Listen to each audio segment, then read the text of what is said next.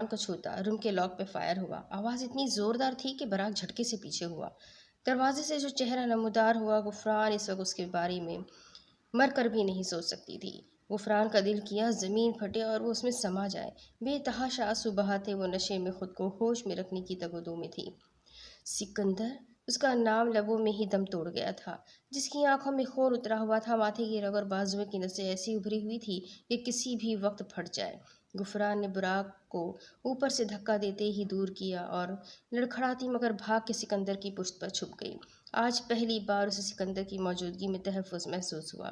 براق جو پہلے تو خوفزدہ ہو گیا تھا، سکندر کو دیکھتے ہی کہا لگا اٹھا، ارے مولوی صاحب آئے ہیں بچانے کے لیے۔ لک برو، آئی نو ویری ویل کہ تمہارا خاندان ان کا جانی دشمن ہے، تو ہاتھ ملا لو میرے ساتھ، دونوں مل کے انجوائے کریں گے۔